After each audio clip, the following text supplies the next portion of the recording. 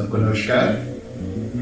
मैं Prabhat Kumar Vishnoi economics study bank पर आप सबका हार्दिक अभिनंदन करता हूँ। आइए शुरू करते हैं आज की अपनी। नमस्कार। आज का ये जो हमारा टॉपिक है बीए द्वितीय वर्ष फर्स्ट सेमेस्टर में राजस्व चैप्टर से संबंधित है और आपके परीक्षा के लिए बहुत ही महत्वपूर्ण क्वेश्चन है। सार्वजनिक वित्त और निजी वित्त में क्या अंतर है, निजी वित्त और सार्वजनिक वित्त में क्या अंतर है, यानी public finance versus private finance. What is the difference between public finance and private finance. ये क्वेश्चन आपके लिए महत्वपूर्ण है और यदि क्योंकि बाजार में पुस्तकों का बहुत ज्यादा अभाव है और नया सिलेबस क्या है इसके बारे में भी ज्यादा जानकारी नहीं रहती है, क्योंकि क्वेश्चन आंसर सब संलग्न होते हैं। लेकिन हाँ, अगर ये क्वेश्चन आपके कोर्स से रिलेटेड है तो निसंदेह आप बिल्कुल आश्वस्त हो जाइए कि आपकी परीक्षा प्रश्न पत्र में अनिवार्य रूप से मौजूद होगा। तो चलिए आइए इसको शुरू करते हैं। जो निजी वित्त होता है यानी एक व्यक्ति के जो साधन होते हैं, अर्थात उसकी जो भूमि है, उसके द्वारा किए जाने वाला श्रम है, तो क्या है अन्य साधन है वो सीमित होते हैं। और यही बात एक राज्य के संबंध में भी कह सकते हैं, सार्वजनिक वित्त के संबंध में कह सकते हैं, वो भी सीमित होता है। ठीक है, तो यहाँ पर सबसे पहली बात, सार्वजनिक वित्त और निजी वित्त में कुछ समानताएं होती है। पहले समानताओं पर चर्चा कर लेते हैं। समानताओं में पहला उद्देश्य उद्देश्यों की समानता, यानी दोनों का ही उद्देश्य, सार्वजनिक वित्त का और निजी वित्त दोनों का ही उद्देश्य, क्योंकि दोनों ही सीमित हैं, दोनों के ही साधन सीमित होते हैं, व्यक्ति के साधन भी सीमित होते हैं, एक राज्य के साधन या देश के साधन भी सीमित होते हैं। तो सीमित साधनों से व्यक्ति नहीं चाहता है कि वह अपने सीमित साधनों से अधिकतम संतुष्टि प्राप्त करे, और यही बात सार्वजनिक वित्त के माध्यम से सरकारें भी चाहती है कि समाज को अधिकतम संतुष्टि प्राप्त हो। दोनों के उद्देश्यों में समानता है, पहली बात। दूसरी बात, संतुलित बजट, जो आय है और जो हमारा व्यय होता है, तो उसके अकॉर्डिंगली हमने अपने आप को संतुलित करना होता है। तो ये बात राज्य पर भी निर्भर करती है और व्यक्ति पर भी निर्भर करती है, यानी कि दोनों का ही बजट, दोनों को ही अपने आय और व्यय में संतुलन स्थापित करना होता है। तीसरी बात, रणनीति पर निर्भरता। यदि हमारी आय कम और व्यय अधिक हो जाए तो ऐसे में हमें क्या करना होगा, यानी कि अगर व्यय अधिक है और आय कम है तो अधिक जो व्यय हुआ है उसको, उसकी जो भरपाई है हम ऋण देकर करते हैं। यही बात यानी सार्वजनिक वित्त पर भी निर्भर करती है। सार्वजनिक वित्त में भी यदि असंतुलन होता है, यानी आय कम और व्यय अधिक होता है, तो उसको ऋण लेकर ही पूरा किया जा सकता है। ठीक है, तो दोनों में ही ऋण की आवश्यकता पड़ेगी। इसके अलावा आय की स्थिरता, अस्थिरता मतलब आय की अस्थिरता, व्यक्तिगत आय हो या सार्वजनिक आय हो, उसमें उतार चढ़ाव होते रहते हैं, कभी आय यानी कम होती है, कभी ज्यादा होती है, तो ये अस्थिरता दोनों ही उसमें बनी रहती है। यानी जो संसाधन है हमारे व्यक्तिगत संसाधन हो या सार्वजनिक संसाधन हो, दोनों में ही अस्थिरता रहती है। और अन्य है व्यक्तिगत जो राजस्व है, व्यक्तिगत वित्त का ही विस्तृत रूप है। ठीक है, क्योंकि व्यक्तिगत जो वित्त होता है उससे हम इस प्रकार से व्यय करते हैं कि उससे हमारा हित हो, हमारा कल्याण हो, और जो सार्वजनिक वित्त होता है उससे क्या होता है, संपूर्ण समाज का हित करना उसका उद्देश्य होता है। तो इस प्रकार से हम कह सकते हैं कि सार्वजनिक वित्त जो है व्यक्तिगत वित्त का ही एक विस्तृत रूप है। ये तो समानताएं थी। आइए अब असमानता पर विचार करें। व्यक्तिगत व्यय वित्त और सार्वजनिक वित्त में जो समानताएं थी वो हमने आपको बताई। अब असमानताओं का हम जिक्र करते हैं। देखिए, व्यक्ति जो है आय खर्च करता है, राज्य भी अपनी आय को खर्च करता है, यानी कि खर्च आय व्यय दोनों को करना है। यहाँ पर क्या होता है कि व्यक्ति अपने व्यय को आय के अनुसार समायोजित करता है, यानी जो व्यक्तिगत व्यय है वो आय के अनुसार समायोजित होता है, ठीक है। जबकि राज्य क्या करता है, राज्य आय को व्यय के अनुसार समायोजित करता है, आय को करता है, व्यक्ति व्यय को और राज्य आय को समायोजित करता है। व्यक्ति व्यय को आय के अनुसार और व्यक्ति यानी राज्य जो है आय को व्यय के अनुसार समायोजित करता है। तो यहाँ पर समायोजन का अंतर है। दोनों का लक्ष्य तो एक है कि उन्होंने अपने आय से अधिकतम जो है कल्याण प्राप्त करना है, लेकिन इसमें क्या करता है, जैसे एक राज्य है वो अपनी आय को घटा बढ़ा सकता है, उसकी आय में लचक होती है, एक लोच होती है। भाई अगर थोड़ा सा कर बढ़ा दोगे तो आय बढ़ जाएगी, कर बढ़ा दीजिए, कर से आय प्राप्त होगी, ठीक है। तो राज्य तो अपनी आय को घटा बढ़ा सकता है, लेकिन व्यक्ति की आय में ये लचक नहीं होती है। तो यहाँ व्यक्ति को क्या करना होता है, व्यक्ति अपने व्यय को अपने आय के अनुसार समायोजित करने का प्रयास करता है। और जबकि राज्य अपनी आय के द्वारा उस व्यय को निर्धारित करता है जिस पर कि उसे खर्च करना आवश्यक है, जिस व्यय पर उसको खर्च करना आवश्यक है। ये बड़े सरकार का कुछ है, इसको याद कर लीजिए। जैसे एक और वैश्य ने कहा है कि व्यक्ति कहता है कि मैं इतना खर्च कर सकता हूं, और जबकि वित्त मंत्री कहता है मुझे इतना धन चाहिए, तो दोनों में अंतर है ना। हालांकि ये एक मौलिक अंतर नहीं है। मौलिक अंतर इसलिए नहीं है क्योंकि एक व्यक्ति भी अपनी व्यय के अनुसार अपनी आय को बढ़ाने का प्रयास करता है, बढ़ाता है, उसको अधिक परिश्रम करता है, ओवर टाइम की ड्यूटी करता है, या अदर्स कोई सर्विस के साथ साथ अदर्स कार्य करता है, आय को बढ़ाने का प्रयास व्यक्ति भी करता है। और दूसरी तरफ राज्य है, तो राज्य भी अपनी आय को एक निश्चित सीमा से अधिक नहीं बढ़ा सकती, ठीक है। तो यहाँ पर आय और व्यय के समायोजन का अंतर है, और लेकिन इस अंतर को मौलिक अंतर हम नहीं कर सकते। दूसरा अंतर, उद्देश्यों का अंतर। व्यक्तिगत आय से जो व्यक्तिगत वित्त होता है उससे क्या होता है कि हम अपना हित साधन करना चाहते हैं, हम अपना कल्याण करना चाहते हैं उससे। जहां तक राजकीय हित यानी वित्त का सवाल है, सार्वजनिक वित्त की बात करें तो सार्वजनिक वित्त से राज्य का अपना कोई हित नहीं है, वो समाज का हित जुड़ा हुआ है। समाज के हित के लिए राज्य उस वित्त को कर रहा है, खर्च कर रहा है, अपनी आय को खर्च कर रहा है। एक व्यक्ति है, एक व्यक्ति को यदि व्यापार में लॉस होने लगे क्या करेगा, बंद कर देगा। लेकिन राज्य ऐसा नहीं कर सकता, राज्य ऐसा नहीं करता है। एक प्राइवेट निजी वाहन में किसी का बस है, तो वो बस चला रहा है, यदि उसको बस में लाभ नहीं हो रहा है, हानि हो रही है, तो बस को बंद कर देगा, नहीं चलाएगा।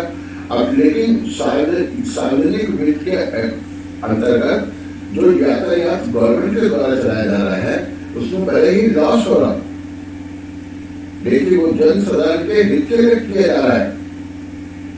इस यानी जन साधारण के हित के उद्देश्य को लेकर किया जा रहा है।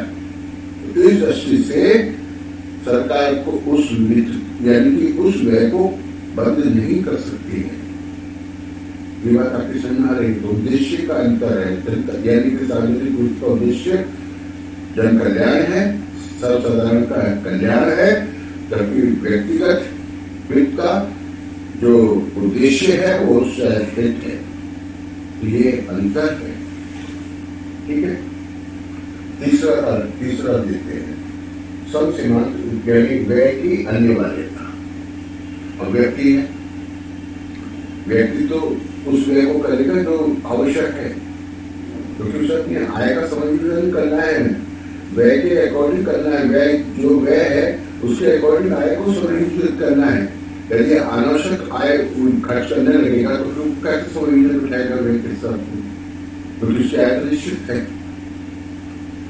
जहां तक सरकार की बात है, सरकार को जिन जिन मदों पर खर्च करना है उसके लिए वह धन का प्रबंध करती है, धन जुटाती है, अनिवार्य रूप से उस पर खर्च करती है। अब जैसे प्रतिरक्षा पर किया जाने वाला सरकार का व्यय है, यह यानी सार्वजनिक प्रशासन पर किया जाने वाला व्यय है, अनिवार्य प्रकृति का होता है। सारा सरकार ऐसा नहीं करेगी, है ना, तो देश की सुरक्षा ही खतरे में पड़ जाएगी। जो यानी व्यक्तिवादी अर्थशास्त्री हैं, उनका मानना था कि राज्य को न्यूनतम कार्य करने चाहिए। और कहा कि न्यूनतम कार्य कौन से? पहले सरकार को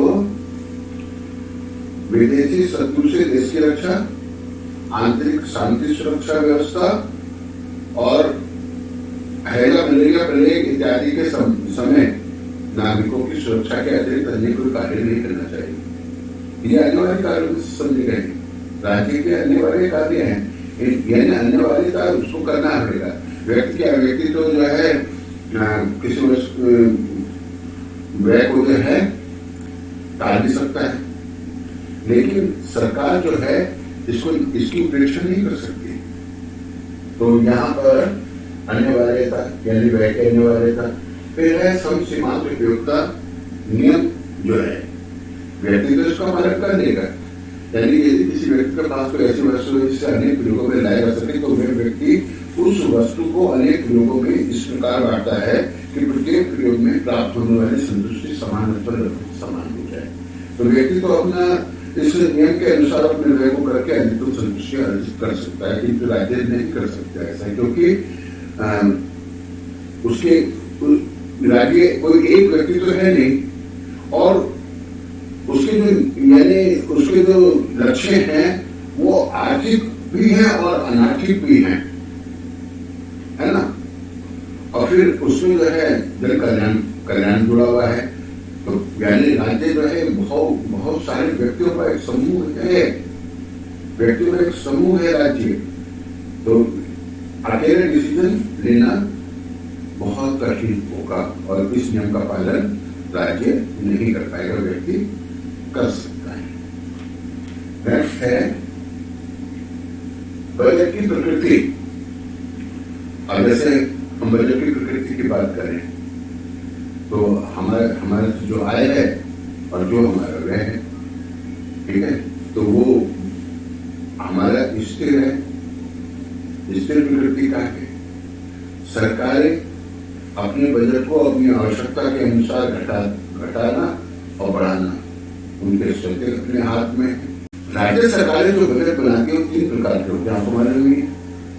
एक होता है अधिशेष बजट, दूसरा होता है संतुलित बजट और तीसरा होता है घाटे का बजट। अब व्यक्ति क्या करता है? व्यक्ति तो हमेशा अधिशेष बजट बनाता है, अर्थात उसकी जो आय है उसमें से वो उतना खर्च करता है जो उसके लिए आवश्यक है, और कुछ भाग उसका भविष्य के लिए बचा के रखना चाहता है, क्योंकि भविष्य में बहुत सारे आकस्मिक जो कहिए कि व्यय होते हैं उसको करने पड़ते हैं। बच्चों की पढ़ाई लिखाई, विवाह संस्कार इत्यादि दुनिया भर के होते हैं, है ना। बीमारी हो सकती है, दुर्घटना हो सकती है, तो उन सब के लिए उसको बचा के रखना पड़ता है। अब राज्य क्या है? राज्य तो जो है जो यानी अधिशेष बजट बना रहा है, यानी आय उसकी अधिक है, व्यय उसका कम है, तो बजट का बजट है, अधिशेष बजट है। यदि आय के अनुसार व्यय हो रहा है, यानी जितनी आय उतना ही व्यय, तो वो संतुलित बजट है।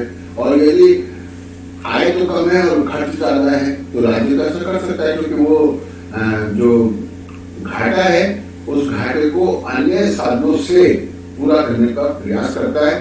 तो इस प्रकार अनुसार बजट की जो प्रकृति है उसमें अंतर होता है। व्यक्तिगत बजट और सार्वजनिक बजट की प्रकृति में अंतर होता है। यहाँ पर फील्डेस राज का एक क्वेश्चन आपको हम बता दें। फील्डेस राज ने कहा है कि अधिशेष बजट एक वित्त मंत्री की यानी कि अकुशलता का प्रतीक है। एक अधिशेष बजट यानी जिस बजट में बचत है तो वो वित्त मंत्री की अकुशलता यानी कि बुद्धिमत्ता का उसमें अभाव। संतुलित बजट को अच्छा माना जाता है, जबकि कभी कभी घाटे के बजट बनाना भी बुद्धिमानी होती है। ठीक है, और यहाँ पे मैं एक बात और बता दूं, घाटे का बजट यानी कि आय से अधिक का बजट, और जो अतिरिक्त आय यानी बजट है जो हम अतिरिक्त खर्च कर रहे हैं उसको नए नोटों के निर्गमन से पूरा करते हैं। उससे क्या होता है, नए नोट चलन में आते हैं तो हमारी जो है चलन में मुद्रा की मात्रा बढ़ने से मूल्य स्तर बढ़ जाते हैं। ठीक है, और सरकार जो है बलात् बचते जो है वो प्राप्त करा लेती है, जिसको हिनात प्रबंधन भी कहते हैं, घाटे की बजट व्यवस्था कहते हैं, हिनात प्रबंधन कहते हैं। यहाँ आपको ये बता देना जरूरी है कि निरंतर घाटे की अर्थव्यवस्था पर चलने वाला राष्ट्र फिसलने वाले मार्ग पर चलता है, और इससे बचने के लिए कोई भी यानी कि उपाय कमतर है। तो यानी कि सार्वजनिक बजट की जो प्रकृति होती है वो अलग होती है, और निजी वित्त की जो प्रकृति होती है वो अलग होती है। सार्वजनिक वित्त और निजी वित्त में अवधि का अंतर होता है। अवधि का अंतर, सरकार जो नीति बनाती है वो स्थायी और दीर्घकालीन होती है। उसमें न केवल वर्तमान की आवश्यकताओं की संतुष्टि को ध्यान में रखते हुए सरकार यानी सार्वजनिक वित्त का प्रबंध करती है, अपितु भविष्य के लिए भी जो आवश्यकताएं हैं उनकी पूर्ति हेतु भी प्रबंध किया जाता है। जबकि व्यक्ति जो है उसका जो भविष्य होता है अनिश्चित होता है, और इसीलिए वह ज्यादा दूर तक ही सोच के अपने वित्त प्रबंध को नहीं करता है। सरकार की जो नीतियां होती है व्यक्ति की तुलना में अति दीर्घकालीन होती है। तो अवधि का अंतर होता है सार्वजनिक वित्त और निजी वित्त में। नेक्स्ट हमारा टॉपिक है आय के साधनों की प्रकृति में अंतर। व्यक्ति की आय की तुलना में राज्य की आय जो है वो अधिक लोचपूर्ण होती है। इसका कारण क्या है? इसका कारण यह है कि सरकार कर लगा सकती है, सरकार को अधिकार है वो कर लगाती है। जो नए कर हैं वो भी लगा सकती है, पुराने करों की दरों में वृद्धि कर सकती है। उसके पास नोट निर्गमन का अधिकार है, नोट छाप सकती है। सरकार को ऋण प्राप्त करना है तो वो आंतरिक स्रोत से और बाहरी स्रोत से यानी अंतरराष्ट्रीय स्रोत से ऋण का प्रबंध कर सकती है। जैसे अंतरराष्ट्रीय मुद्रा कोष है, अंतरराष्ट्रीय बहुत सारे नागरिक होते हैं, बहुत सारे विदेशी होते हैं, उनसे ऋण ले सकती है। साथ ही सरकार जो है किसी व्यक्ति की संपत्ति को जब्त कर सकती है, जबकि व्यक्ति ऐसा नहीं कर सकता।